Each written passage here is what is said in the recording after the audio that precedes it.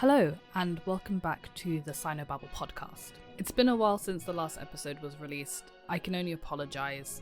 To keep it brief, there has been a lot going on, and I've been sick basically since September of 2022. Not with anything very serious, but just a series of colds and other things that my child has picked up from nursery. So you are hearing my voice clear and germ-free, just as I am, for the first time in about 4 or 5 months. So that's where I've been. I am very sorry that I never uploaded the last episode on the Cultural Revolution. That's very rude of me to kind of leave you all hanging, but that's exactly what this episode is. This is the last episode of the Cultural Revolution series, and it also happens to be the last episode of the historical portion of this podcast.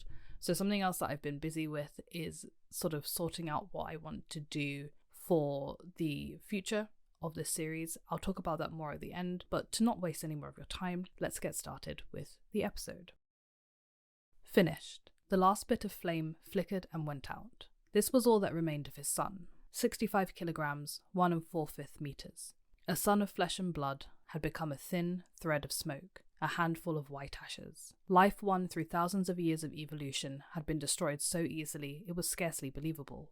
After returning home from the crematorium, he instinctively wanted to recall his son's life, though it was an exaggeration to call 27 years a lifetime. So short, so young. Yet it seemed as if he couldn't remember a thing. He'd known too little about him. People say that it's harder for men to reveal themselves to each other than it is for women. Was this the only reason they had lived together like passers-by in the street? But what kind of man had his son been? He had not even been in love. He had not enjoyed enough sunshine. But such a father who knew very well that he himself was the hammer that had shattered his own son's dream, and who understood that there was no escape from the arrangement of fate, he would surely feel a sensation so painful it would feel as if he were choking or being burned in a fire. At the same time, his son could still look at him angrily with a pair of round eyes filled with tears and ask, "Father, why won't my little friends play with me anymore?" He could not answer. How could he explain? When the son grew a bit older, as if he understood his position somewhat, he avoided his father as if the man were a plague, as if he would spread a disease.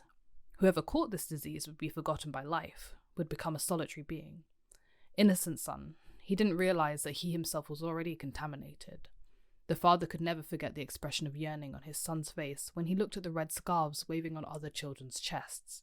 It seemed like that of a person who had fallen into hell, and who, cherishing a devout wish to be reincarnated in a better life, looked hopefully towards heaven.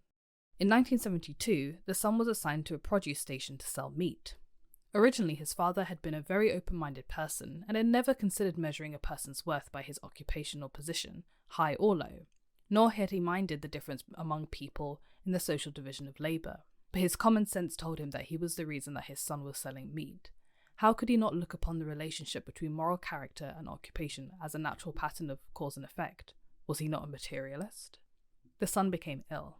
He was not sure whether it was because of the son's habit of not wanting to bother people, or whether the boy had long hoped for something like this. Anyway, a common virus developed into a fatal urinary infection. When, in a state of great agitation, he had brought the news of his total reinstatement to his son, the boy's gaze was unfocused. He could not have understood any sentence uttered to him. He was beyond happiness and sorrow. He suddenly realized that even if his son had understood the news he brought, the pitiful expression would not have disappeared from his face, because it had already permeated his soul. The son had left him, carrying with him the emotions of a stranger. Strange. For 22 years, he had never formally accepted in his heart the decision that had expelled him from the party. But ironically, during the process of his reinstatement, he had begun to seriously question his own worth, an empty, lost feeling. He had lost something more precious than life. 22 years of party standing could be compensated for, but what could compensate for having relinquished the sacred responsibility of being a Communist Party member? He had stood to one side of life, watching the slow flow of dirty water, not wanting to move a finger. He had not even done the most basic thing, communicate to his dearest beloved son belief in truth, confidence in life, and the spirit to sacrifice for one's life's work. When someone dies, people often think with remorse about the wrongs that they've done to that person in the past. He would always be full of remorse, not because he had done something, but because he had done nothing. Was he not responsible for the pitiful expression that had penetrated his son's soul? No other sentence or punishment could make him suffer as much pain or reproach as the remorse that he felt. So the excerpt that I just read was from a story called Remorse by Zhang Jie, which was published in Beijing Wenyi, which is Beijing Literature and Art, in November 1979. It's an example of a type of literature known as scar literature, which emerged as restrictions on writers began to loosen up after the end of the Maoist period. A far cry from the socialist realist literature that we've discussed in previous episodes, this new literature revealed China's dark side: corruption, economic inequality, social tensions, and political discontent.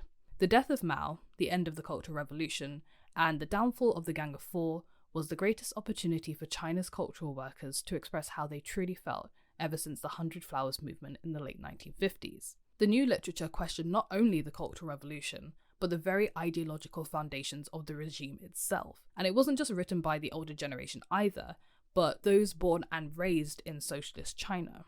Although this movement only lasted until around 1981, it marked a very sharp departure from the past, as well as a critique of the past and a reckoning with its memory.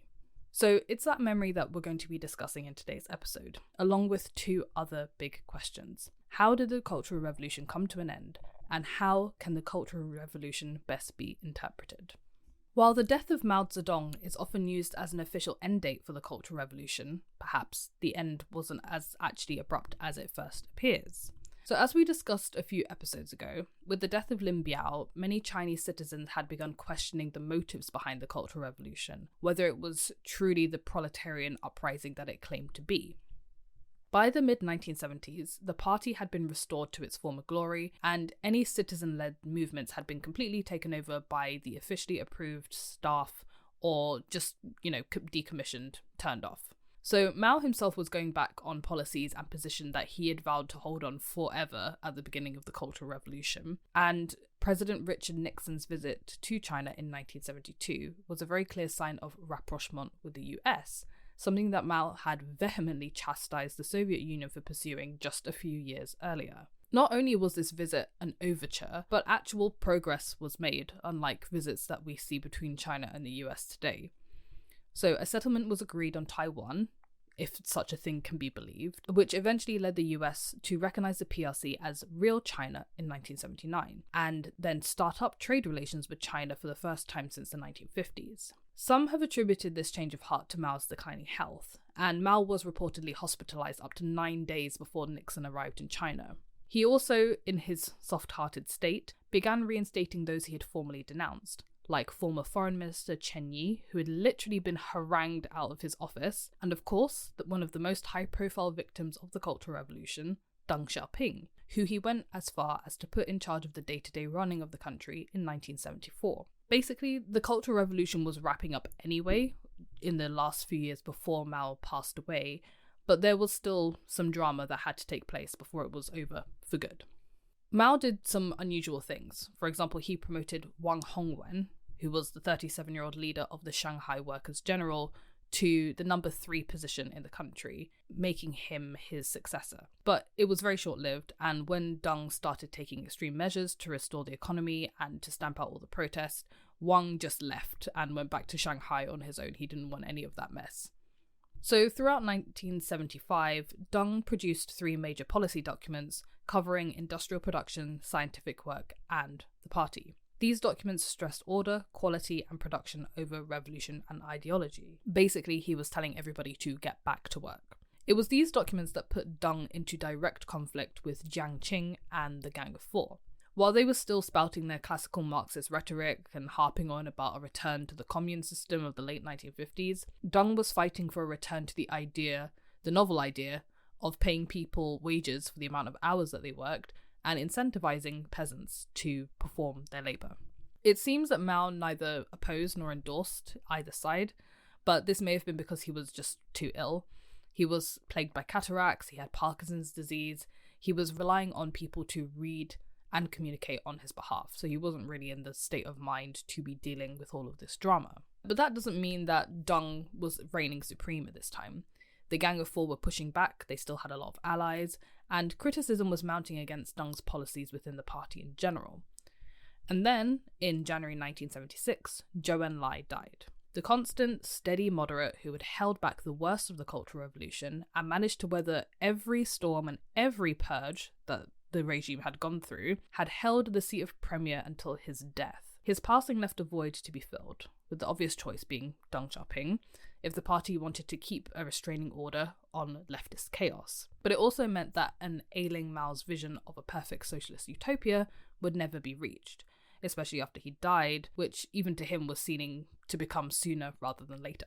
Instead of choosing a more radical visionary, however, he actually chose Minister of Security Hua Guofeng, a once low-level official who had benefited significantly from the chaos of the Cultural Revolution. Many still ponder over this very not obvious choice until this day. Some suspect that Hua, as a loyal follower of Mao and without much vision of his own, was actually a very good choice because he was someone who understood Mao but wasn't seeking to surpass him, supplant him, or to undo all of his ideas.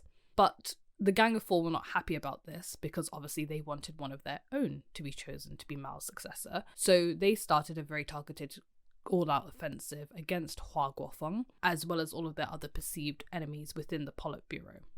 This backfired heavily when they tried to go against the very popular Zhou Enlai, who was being mourned publicly, and he had been popular his whole life, so they picked the wrong guy. As the public mourned his loss and celebrated his memory, the Gang of Four had organised an article which was published in Shanghai's biggest newspaper, Wenhui Bao, which castigated Zhou as a capitalist raider. After this, hatred of the Gang of Four ratcheted up, and there was an outbreak of protests that eventually led to the Tiananmen Square incident of 1976, not to be confused with the Tiananmen Square incident of 1989. So on the days leading up to the Qingming Festival, which is also known as Tomb Sweeping Day, where you're meant to commemorate your ancestors, citizens began laying wreaths dedicated to Zhou Enlai at the Heroes Monument in the centre of Tiananmen Square. On the day of the festival itself, which was April 4th, approximately 2 million people came to the square to lay wreaths with pictures of Zhou and tributes in his honour, including some poems which very directly attacked the Gang of Four. Interpreting this outpouring as a denunciation of Mao, his successor, and the radicals that he surrounded himself with, the Gang of Four and Hua Guofeng both ordered the square cleared of all the wreaths and anyone who was hanging about. So when people showed up again on the 5th to lay even more wreaths, they were told by police that it wasn't possible for them to enter. 10,000 people showed up anyway, and the situation escalated when people tried to take their wreaths back, and a police car was overturned and something was set on fire. Eventually the militia showed up with the public security forces and were sent in to disperse the crowds, beating and arresting protesters. A few days later, Deng Xiaoping in this chaos was stripped of all his posts, and Hua Guofeng was elevated to the position of vice chairman of the party, thus solidifying his position as Mao's successor. After these events, the country was thrown into complete disarray once again. There were protests held across the country in protest of what had happened to Deng Xiaoping. The economy was still in tatters. An earthquake in North China killed 200,000 people and had injured another 100,000. The Gang of Four were isolating themselves from any potential allies, including Hua Guofeng, and the military was mainly allied with Deng and was perfectly happy to get rid of the Gang of Four. Their moment arrived on September 9th when Mao Zedong finally passed away, which plunged the leadership into true chaos and spurred them into action. The Gang of Four got busy trying to control the media and to get Jiang Qing appointed as chairman of the party, as well as arming a militia in Shanghai, presumably led by Wang Hongfeng. But their enemies moved against them quicker than they could. A secret meeting led by Hua Guofeng in October led to the arrest of the entire Gang of Four, which was Jiang Qing, Yao Wenyuan, Wang Hongwen, and Zhang Chunqiao, on October 6th, 1976, signalling the end of the Cultural Revolution. Now, while Hua Guofeng's takeover of leadership was swift and easy, his time in power was not so, and it did not last for very long. While Hua had legitimacy, he lacked something else that was arguably much more important: power. Long-standing members of the Politburo, like Chen Yun, who was a close ally of Deng's, regularly stood up to oppose him at meetings. There was very little confidence that Hua would be able to steer through the weeds of factional infighting and economic downturn to get China back on track. Meanwhile, Deng had actually set up a rival government in the south of the country, which was backed up by some of China's longest-serving military leaders, which technically would actually include Deng himself if you're including the pre-1949 revolutionary period. By July 1977, Deng had been reinstated in his former positions and was made number 3 in the party, behind Hua and Marshal Ye Jianying. Hua then made a fatal misstep in trying to launch another great leap in industrialization and agriculture, with all the impossible output targets and grand construction projects that went along with the first one. Whether it was exasperation with yet another impossible Maoist plan, or disappointment with an uninspiring Hua, or fear over what a return to pure Maoism would cost, China's leadership slowly but surely turned away from Hua and towards Deng. A work conference held in Beijing in November 1978 practically sealed the deal. Our beloved financial planner, Chen Yun, gave a speech all but denouncing the Cultural Revolution, calling for a retrospective reinstatement of purged heroes like Peng Dehuai, and calling for the recognition of what had happened in Tiananmen Square 2 years earlier. Though Hua conceded that the Tiananmen Square incident was a revolutionary act, this didn't stop more supporters of Deng being voted into the Politburo during the third plenum, including Peng Zhen and Zhao Ziyang, the new premier and very future important person who unfortunately we won't get to talk about on this podcast, but you should definitely read about. A declaration was made that class struggle would be completely sidelined in favour of China's new path, the 4 modernizations. But the final nail in the coffin was probably the posthumous rehabilitation of former second-in-command, the meticulous and dedicated Liu Shaoqi. Slowly but surely, all of Hua's allies were removed under the guise of retirement. Hua and Deng also actually retired, but Deng had already put all his allies into position, so his retirement was less meaningful than Hua's. He was going to run the country till his death in 1997 at the age of 92 and was recognised both nationally and internationally as de facto leader of the country. Hua was denounced for all of the mistakes that he made, supporting the Cultural Revolution and denouncing the Tiananmen protest, supporting anti-Deng movements and rushing to publish a 5th volume of Mao's work, which I'm not sure why that was considered to be a bad thing, but there you have it. People had been forgiven for much worse, but they'd also been gotten rid of for a lot less. So he remained in charge in name until 1982, and then he was kicked out for good. The trial of the Gang of Four could be an entire episode in itself, but we're just going to go over it briefly and cover the key points. So after being arrested in 1976, the trial of the Gang of Four took place in late 1980 to 1981, alongside the trial of 6 other leaders of an apparent coup d'etat and assassination attempt against Chairman Mao in 1971, which was 5 generals, including the now deceased Lin Biao and Chen Boda, Mao's long-serving secretary who had been pushed out of leadership in a struggle in 1970. The Gang of Four were charged with 48 crimes in total, which were broken down into 4 different categories. 1. The systematic framing and purging of party, state and military leaders. 2. The persecution of more than 700,000 lower-level party cadres and regular citizens, resulting in the unlawful death of nearly 35,000 people. 3. The unconsummated assassination and military coup, in which the Gang of Four proper was not involved, but, they're still kind of responsible somehow. And 4.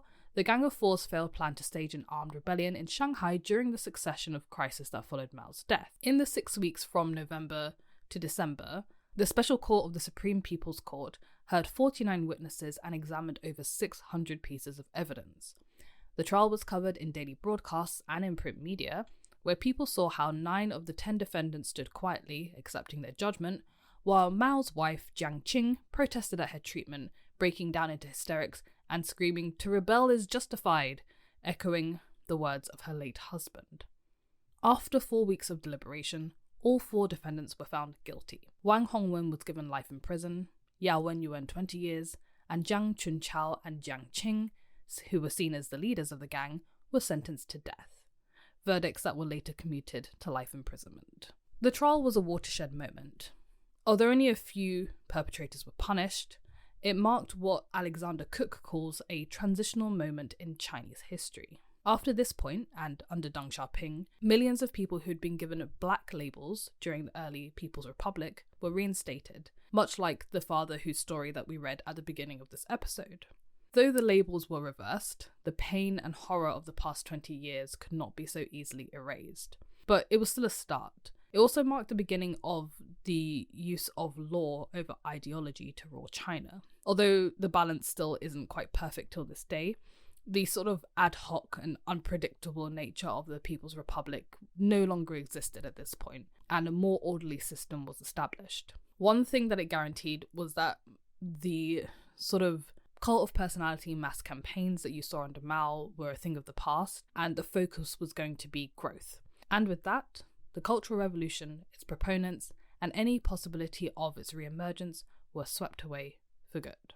So how do we go about interpreting something as large and important as the Cultural Revolution? As you can probably imagine, there are multiple different views of events, both favourable and unfavourable, and I should probably preface this section by saying that I'm sure many listeners have their own view. The comments on the YouTube channel definitely suggest so, but I'm not trying to be deliberately biased or present the situation from a solely Western point of view. It's important to bear in mind that more is written about the Cultural Revolution outside of China than inside of China. So that actually influences very heavily what we know and who gets to tell their stories. However, that being said, I am going to try and portray as broad a range of views as possible. But yeah, it's important to bear in mind that in China, the Cultural Revolution is still a taboo subject in many ways. We don't get the detail that we get outside of China. So just remember that. So as early as 1974, commentators were already writing about the aftermath of the Cultural Revolution, which confirms our earlier assessment that it had pretty much ended by 1971, and it definitely ended when Deng Xiaoping was brought back into the fold. In a remarkably prescient article written in 1974, Byung-Jun An notes that the Cultural Revolution moved from a movement regime under the supreme leader, a Praetorian regime under the military, and finally an institutionalizing regime under the CCP. On settling on the latter, the question then becomes to what extent China would maintain its revolutionary dynamism after Mao's death. So An writes, quote, "While ideology will certainly remain the source of legitimacy and inspiration, its dynamism will decline. There are already some signs of ideological erosion. All possible constituencies for ideological campaigns have been tried already. These include the peasants, the party, the army, and the Red Guards and rebels. Consequently, another large turmoil, like the Cultural Revolution, seems highly unlikely. With the progress of industrialization, China too will need the skills of more experts in policymaking. Much of the eccentric features in Maoist ideology and leadership style will lose their force after Mao, for the new leaders, though equally nationalistic and dedicated, will hardly replicate Mao's inimitable style. The development of the Chinese economy needs more efficiency and rational planning. The more the economy develops, the more it will influence the political sphere. The traditional political culture, if any, will also change as the new generation who received socialization through the Cultural Revolution will become more hesitant and calculating." So for An, the Cultural Revolution was sort of like a civilizing process, a stop on the CCP's quest to find what he calls political order, the patterns of leadership, political structures, policy-making processes, control, and legitimacy that were going to help govern China. There was no doubt that China would remain a one-party state, but it would end up going the way of the Soviet Union and other Eastern European countries, with a burgeoning technical class, a revitalized intelligentsia, and a civil society that demanded greater participation in their own governance. Indeed, a more pragmatic thinking did take over. Only a few years after Mao's death, the economy and production finally took its place as the most important aspect of China's development, and people were allowed to grow richer. And just 20 years later, China was hitting the double-digit growth for which it is famous today. Those with a bit more distance from the Cultural Revolution, both in time and space, tend to have a less evaluating perspective and look at it more in terms of its impact on society as well as politics. Many cannot help but see the Cultural Revolution as one long failure, for China and for its people. Frank de Curter writes, quote, "Ordinary people also viewed Deng as a saviour. Many of those wronged in one way or another during the Cultural Revolution pinned their hopes on the man who had survived 3 purges. Millions of students exiled to the countryside, most of them former Red Guards, were streaming back into cities, wondering about their future. They were joined by tens of thousands of ex-convicts, released from the Gulag after suffering wrongful imprisonment during the Cultural Revolution. People from all walks of life petitioned the government for redress, from impoverished villagers who accused local leaders of rape, pillage and murder, to the victims of political intrigue in the highest echelons of power. In the capital, a shanty town mushroomed, as petitioners camped outside the state council." For de Kuyter and others like him, the Cultural Revolution was merely a mistake, a long decade of power grabs, purges, violence, death, and destruction. There's no doubt that much was lost, and most of it arbitrarily. Mao's cult of personality, in the end, seemed to have yielded nothing.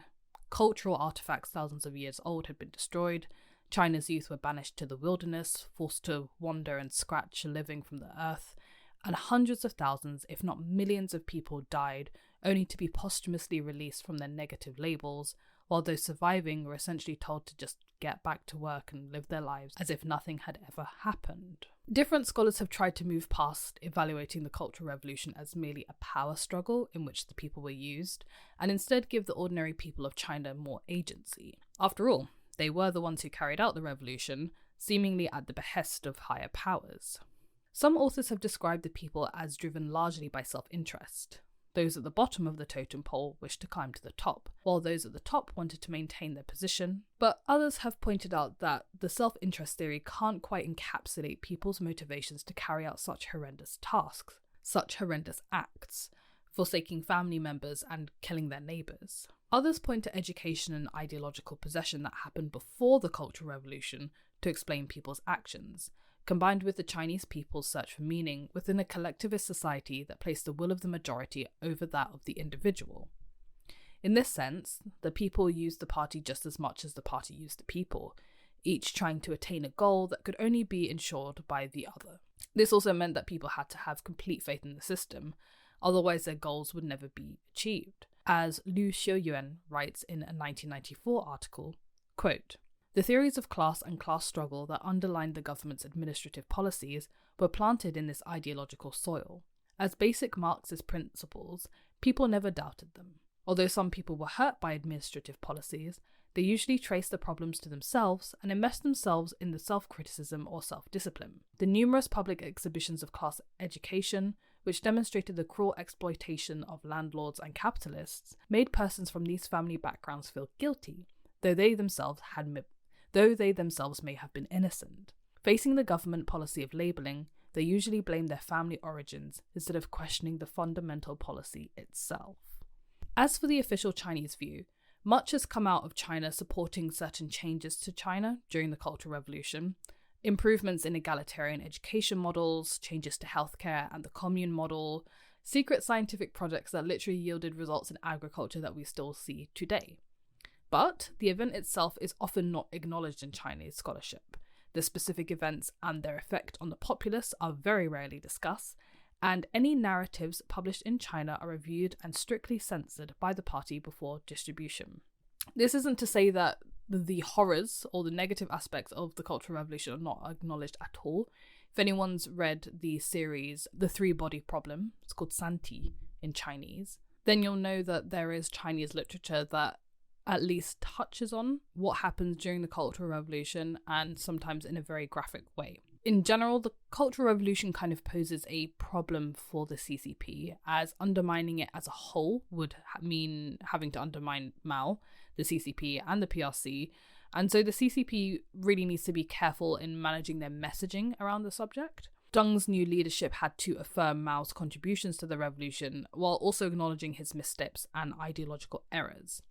It had to be done very carefully. After all, Deng came to power on the back of that revolution and took part in some of those mistakes, no matter how much he had opposed them in private. Eventually, the CCP settled on something that most people could swallow.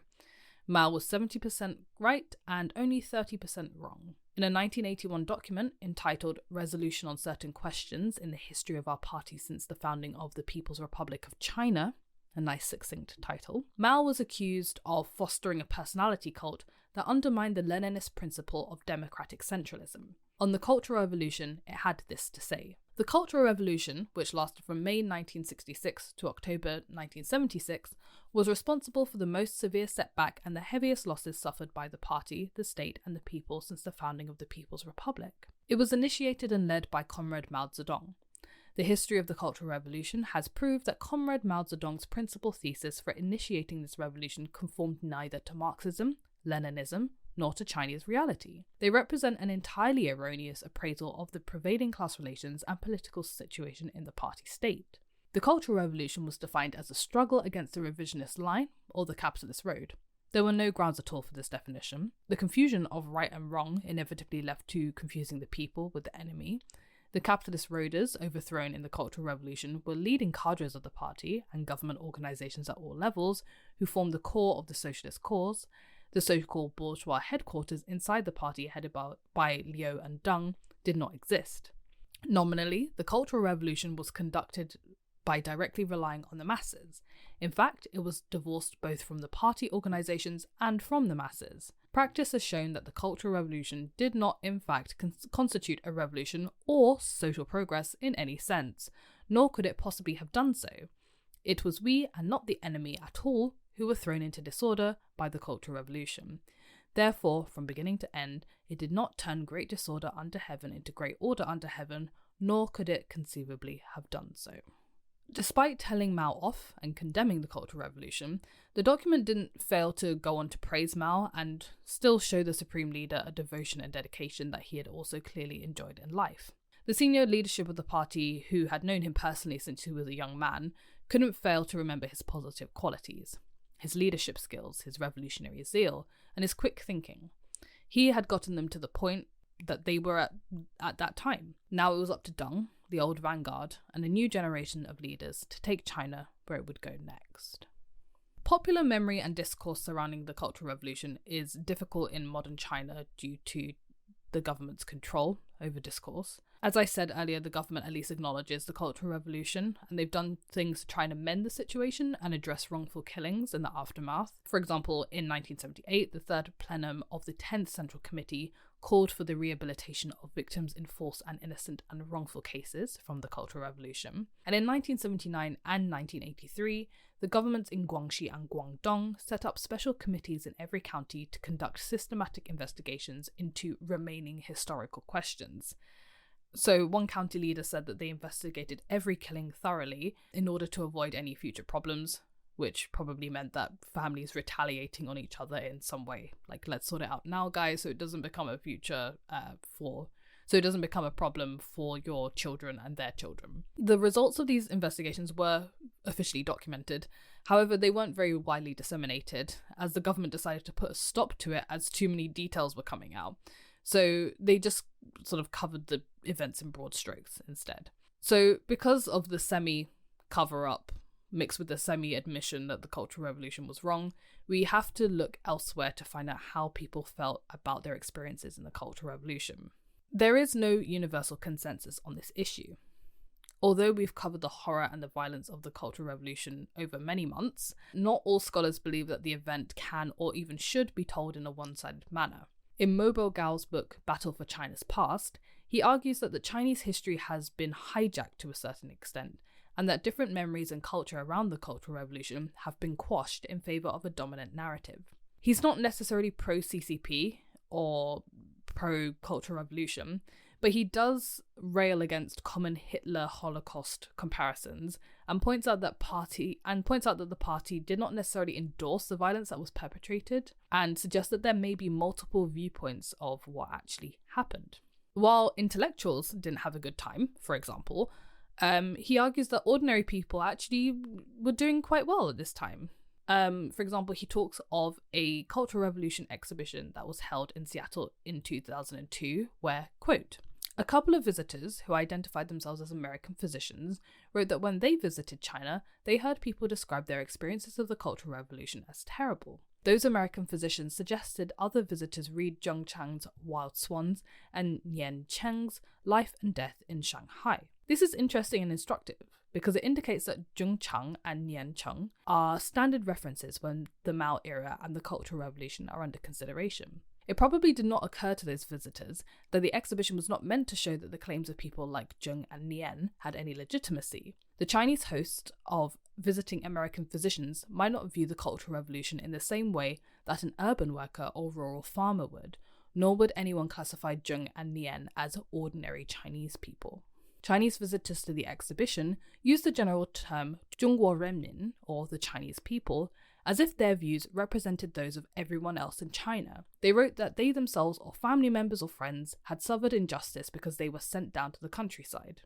As the majority of Chinese live and work in the countryside, and did so before the Cultural Revolution, should these critics not pause and reflect before they declare that life in the countryside was inhumane? So he's right in that people who lived in the countryside, or who had a more favourable class background, or who had jobs in the party, did have very different experiences during the 60s and had different understandings of the Cultural Revolution as a whole. In his interviews with 31 former rural residents conducted in the 1980s and 1990s, Jonathan Unger shows that some of them, there were actually no cultural revolutionary activities that took place in their villages, and they were really just largely unaffected by the events that were going on around them. So Unger gives this example. Quote, "An extreme illustration of this was provided by an interviewee from an Anhui County town who had romantically ventured far from his town into a mountain district. He and his friends had hoped to arouse farmers' interest in the Cultural Revolution, only to discover a Hobbesian world of desperately poor and illiterate peasants who cared only about securing sufficient food to last through the winter. They were scattered in tiny hamlets and so little affected by the past decade and a half sweep of political events that they still knew only the old Republican era calendar. Most of the stuff concerning the People's Republic stopped at the commune town. Mail and communications from above only irregularly reached even that far." That's quite an extreme example, but practical matters did actually in fact restrain the extent of the disturbance caused by the Cultural Revolution, and most farmers were not really interested in joining in. As one Guangdong peasant put it, "There was just a little bit of conflict in our village because we peasants are pragmatic and know that we have to eat." Another from Guangdong province commented, quote, "No matter whether peasants wanted to rebel or not, they had to work." Some of these villagers also made remarkably prescient comments. So one said, quote, "Such people are foolhardy to attack officials, since officials always have a net of mutual protection. Even if you feel you've got a chance to struggle successfully against the brigade party secretary, how can you hope to struggle against the county leaders? If only one official doesn't fall, you're in trouble." These peasants at least knew where their interests lay, even if they were more materialistic than the state would have liked them to be. We discussed in a previous episode how the violence in villages could often get out of control, but from the perspective of those perpetrating the violence, they were only doing what they were told, or doing what they could to kind of right a perceived wrong or, an old feud between neighbours. Often, class struggle sessions that did take place were motivated by historical feuds, one village lineage against another, but often villagers actually just didn't have anyone to struggle against, and they just nominated each other for like fake beratings or fake beatings where, whoever had been picked out to be bullied got like profuse apologies and cigarettes and free cooked dinners for weeks afterwards to apologize. So the experience of these peasants is quite in stark contrast to the stories that we know for many Chinese, especially urban Chinese, particularly intellectuals, who don't have any positive memories from the period. And Thurston recounts the story of over 30 intellectuals who suffered during the Cultural Revolution. Their experiences are universally painful, and most of them recount the same feelings of needless suffering and loss. For many of them, non-physical violence and loss was harder to bear. For example, the burning of books or the humiliation of going from professor to toilet cleaner. Most of them said that they felt that they'd wasted many years of their lives that they could never get back, or had lost friends and family members before they could be rehabilitated, either through group killings or via suicide. But many intellectuals did not commit suicide, and many of them also refused to confess no matter what happened to them. As one victim put it, "It was my wife and son that kept me from committing suicide. My wife had already suffered so much, and without me she would have suffered even more. And my son was only 9 years old when the Cultural Revolution began. I didn't want him to grow up an orphan. If a person committed suicide, he was considered a traitor. They would say that he had committed suicide because he was afraid of being punished for his crime, that he was separating himself eternally from the people. I always thought that the Cultural Revolution could not last that long, that the situation would eventually change and the truth would come out. But if I had died, everything would have ended." Interpersonal relationships also suffered heavily as a result of the Cultural Revolution, as well as all the other major campaigns from the early PRC. In his 1985 article, Personal Relations in China Since the Cultural Revolution, Thomas Gold argues that relationships were increasingly commoditized as money overtakes the importance of class background in a post-Mao China, but adds that this change is due to the fact that, quote, today's confidences might provide fodder for criticism in future campaigns. Genuine friendships are hard to come by, the author writes. There's a popular perception that every friendship is tinged with instrumental considerations, making friends out of self-interest, disbanding when the benefit is exhausted. In his view, traditional Chinese values rubs up against socialist values to create a distorted value system. Quote, third, the extreme and sustained breakdown in social order from the Cultural Revolution recreated the conditions that gave birth to many of China's fundamental behavioural norms back in the days of Confucius, and that have recurred frequently since. The old patterns, never eradicated, re-emerge strongly under such chaotic conditions and prove how functional they are for muddling through unless mobilised towards a particular goal. As long as nothing viable has appeared to supplant them, they will not go away. Of course, a strong market economy is now competing with those Confucian values, though even capitalism can't seem to fully erode Chinese values of things like kinship, hierarchy, and even good old corruption. If anything, it's actually strengthened those elements of Chinese society, sort of twisting them into new forms, creating new benefactors and social classes, and creating new social ranks for people to aspire to, using the existing social and political system to reach their goals by whatever means they can. So that's how we can understand the Cultural Revolution, I think. At least that is the best summary that I can give, given the information that we have. That's it, really. That's the end of the episode, and I hope you enjoyed it. Like I said, with the end of the Cultural Revolution is the end of this podcast, or rather this historical section of the podcast. I know that there are so many things that we didn't get to cover in a lot of detail, like Nixon's visit to China, the influence of the Cultural Revolution on Hong Kong, everything that happens after 1980, but like I said, my expertise is sort of run dry, and I want to focus on more contemporary Chinese issues. I think that will be a lot of fun.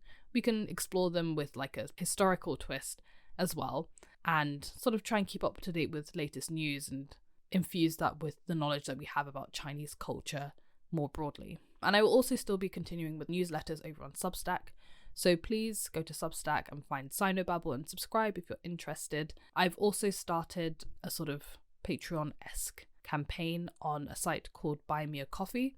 So if you go to Buy Me a Coffee and you search for Sinobabble Pod, you can support me either one-off or monthly payments. If you become a member, I'm going to work out some sort of reward system for you guys. Perhaps it's picking out topics that we can talk about on the podcast or the newsletter. We'll figure it out together. You guys can leave comments and let me know. You can also subscribe to the podcast on YouTube. I'm going to start uploading videos of the podcast, of myself talking on the podcast. Hopefully they'll be visually entertaining and not just me talking from a microphone. If you wanted to see my face ever, you can head over there and take a look. So that's YouTube, Sinobabble. And also follow me on Twitter at Sinobabble. Everything is Sinobabble. Google me and I shall appear. But that's it for this week, guys. I hope you enjoyed the episode, and I will see you in the next one.